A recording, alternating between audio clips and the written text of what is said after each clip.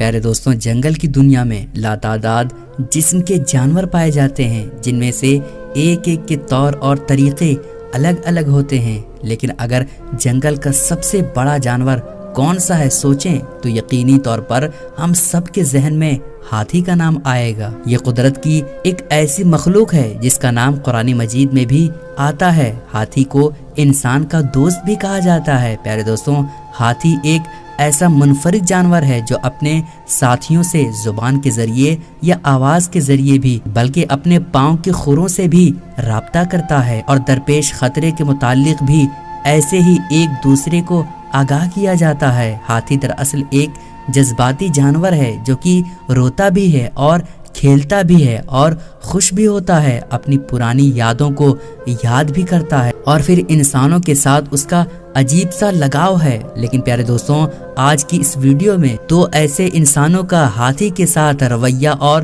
سلوک، اور پھر ہاتھی نے ان کے ساتھ کیا معاملہ کیا، یہ تمام تفصیلات بیان کی جائے گی۔ مگر آگے بڑھنے سے پہلے آپ سے گزارش ہے کہ اگر آپ نے ہمارے چینل کو سبسکرائب نہیں کیا تو ضرور سبسکرائب کر لیں اور ساتھ میں بیل آئیکن کو بھی دبا دیں۔ تو آئیے دوستوں، ویڈیو شروع کرتے ہیں۔ پیارے دوستوں، چند دوستوں نے جنگلات کی سیر و تفریح کا پروگرام بنایا۔ انہوں نے ایک دانا آدمی کو، ایک عقل مند شخص کو نصیحت کے لیے بلایا۔ اس شخص نے نصیحت کی کہ سفر میں بھوک اور پیاس کی تکلیف پیش آتی ہے، اور خطرناک جنگلوں کے بیابان علاقوں میں اگر کوئی چیز کھانے کو نہ ملے تو بھوک کو ختم کرنے کے لیے گھاس اور درختوں پر پھل پتوں پر گزارا کر لینا۔ جنگل میں ہاتھیوں کے پیدا ہونے والے چھوٹے بچے نہایت خوشحال اور موٹے، تازے اور صحت مند ہوتے ہیں۔ اگر کوئی انہیں مار دے یا نقصان پہنچائے تو پھر ہاتھی بدلے کے طور پر ان لوگوں کا پورے جنگلوں میں پیچھا کرتا ہے اور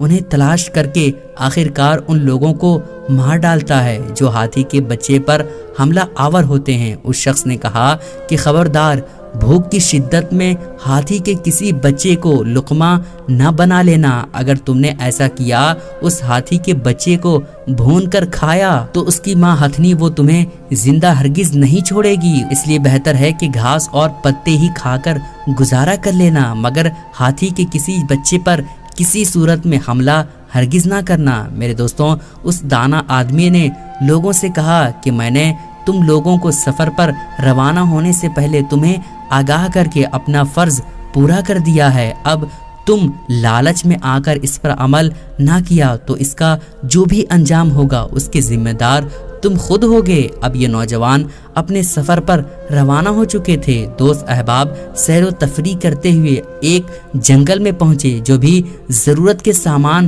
جو وہ اپنے ساتھ لائے ہوئے تھے وہ بھی پہلے ہی ایک رات میں ختم ہو چکا تھا، اور اس کی وجہ یہ تھی کہ وہ سارا دن جو کہ مسلسل چلے اور کہیں نہیں رکے تو بھوک اور تھکاوٹ سے جسم نڈھال ہو چکے تھے، اور ہر کوئی کھانا دیکھتے ہی اس پر ٹوٹ پڑتا تھا، اور سب نے معمول سے کئی گنا زیادہ کھایا، لیکن تھکاوٹ اور بھوک کی وجہ سے سب کھانا کھا لیا تھا اور ایک رات میں ختم ہو چکا تھا۔ اب دوسرے دن کا آغاز تھا، لیکن آج انہیں جنگل ہی کے قریب ایک پہاڑ پر چڑھنا تھا۔ ان دوستوں نے فیصلہ کیا کہ پہاڑ کی چڑھائی مشکل بھی ہے اور اس دوران وہ کہیں رک کر کھانا بھی نہیں کھا سکتے اور نہ ہی کچھ آرام کر سکتے ہیں، اور نہ ہی کوئی ایسا موقع ہوگا کہ پہاڑ پہ انہیں کھانے کے لیے کچھ ملے۔ کیوں نہ جنگل میں ہی کچھ کھانے کا انتظام کیا جائے، اور یوں سب دوست کھانا کھا کر پہاڑیوں پر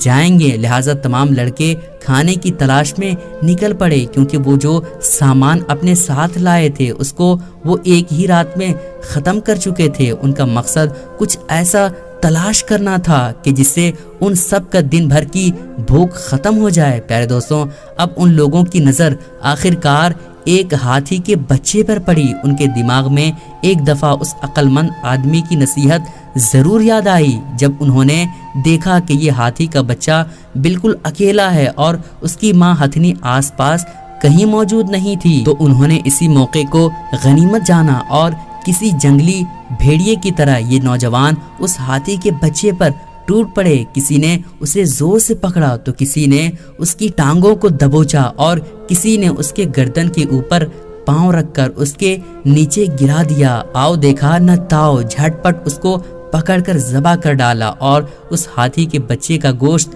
بھون کر خوب جی بھر کر کھا لیا۔ لیکن پیارے دوستوں، ان میں سے ایک نوجوان ایسا بھی تھا جس نے بھوک تو کاٹ لی، لیکن اس عقل مند کی نصیحت پر عمل کرتے ہوئے وہ نہ تو ہاتھی کے بچے کو ذبح کرنے کے لیے عمل میں شامل ہوا اور نہ ہی اس کے بھونے ہوئے گوشت کا ایک بھی لقمہ کھایا، یہاں تک کہ اس نے گوشت کو ہاتھ بھی نہیں لگایا۔ پیارے دوستوں، جو باقی دوستوں نے پیٹ بھر کر کھانا کھا لیا، اب ان پر نیند طاری ہو گئی، لہٰذا لوگوں نے کچھ دیر آرام کرنے کے بعد آگے بڑھنے کے لیے اور پہاڑ پر چڑھنے کا فیصلہ کر لیا۔ جب تک اتفاق ہوا تو سب دوست سو گئے اور دوسری جانب جو دوست کسی عمل میں کسی طرح سے شریک نہیں ہوا تھا وہاں ابھی جاگ رہا تھا کہ نہ جانے کہاں سے اسے ہاتھی کے بچے کی ماں کی چیختی چلاتی اور چنگھاڑتی ہوئی ادھر آتی ہوئی نظر آ جائے۔ اس نے جب ہاتھی کی ماں کو آتے ہوئے دیکھا تو سمجھ گیا کہ وہ دانا شخص اس عقل مند نے جو نصیحت کی تھی اور اس نے جس وعید اور سزا کے متعلق اس نے بتایا تھا اس کا وقت آ چکا ہے، اور یوں یہ اپنی آنکھیں بند کر کے اپنی جگہ پر لیٹا رہا۔ پیارے دوستوں، جب اس ہاتھی کی ماں نے، اس ہاتھنی نے اس کے بچے کا خون زمین پر دیکھا، اس کے جسم کی ہڈیاں ایک جانب پڑی ہوئی دیکھی تو وہ شدت غم اور غیظ و غضب سے پاگل ہو گئی۔ ہتھنی سب سے پہلے آگے بڑھی اور اس نوجوان کے قریب آئی جو ابھی تک جاگ رہا تھا، لیکن اس نے اپنی آنکھیں بند رکھی۔ ہتھنی نے اپنی سونڈ بڑھا کر سونگھا تو اس نوجوان کے جسم سے اپنے بچے کی کوئی بو محسوس نہ ہوئی، لہٰذا اسے اندازہ یہ ہوا کہ یہ لڑکا میرے بچے کے قتل میں شامل نہیں ہے۔ وہ یہ سوچ کر ہتھنی آگے بڑھی اور سوئے ہوئے نوجوان کی جانب آگے بڑھی تو ان کے ارد گرد 3 سے 4 چکر اس ہتھنی نے لگائے۔ اپنے بچے کے خون کی بو ان کے جسم سے آ رہی تھی۔ پیارے دوستوں، اب ہتھنی کے بدلے کی آگ بہت ہی زیادہ بھڑک چکی تھی۔ اس نے غصے کو باز پر پیر رکھ کر انہیں کچل ڈالا اور باز کو اپنی سونڈ میں جگڑ کر اتنی زور سے دبوچا کہ ان کے 2 ٹکڑے ہو گئے اور پھر وہ جنگل کے جانب دوڑ لگاتی ہوئی نکل گئی۔ پیارے دوستوں، یہ خلق خدا کے لیے پیغام ہے کہ اللہ کی مخلوق پر ظلم کرنے والا باز آ جائے، کیونکہ ظالم کے منہ کی بو سے ظاہر ہو جاتا ہے کہ اللہ کی مخلوق کو تکلیف پہنچانے والا کون ہے، جبکہ ہم تو اس نبی کی امتی ہیں کہ جنہوں نے اپنی امت کو بارہا طور پر تاکید کی ہے کہ اپنے جانوروں کے ساتھ احسان اور نرمی کا معاملہ کرو۔ پیارے دوستوں، ہم اللہ تعالیٰ سے دعا کرتے ہیں کہ وہ ہمیں نبی کریم صلی اللہ علیہ وسلم کے بتائے ہوئے طریقوں کو، ان کی باتوں پر عمل کرنے کی توفیق عطا فرمائے، آمین ثم آمین۔ پیارے دوستوں، امید کرتا ہوں کہ آپ لوگوں کو یہ ویڈیو پسند آئی ہوگی۔ پسند آنے کی صورت میں ویڈیو کو لائک کرنے کے ساتھ ساتھ اپنے کچھ قریبی لوگوں تک اس ویڈیو کو ضرور شیئر کریں اور ہمارے چینل کو بھی سبسکرائب کر لیں۔ پھر ملیں گے اچھی ویڈیو کے ساتھ، تب تک کے لیے خدا حافظ۔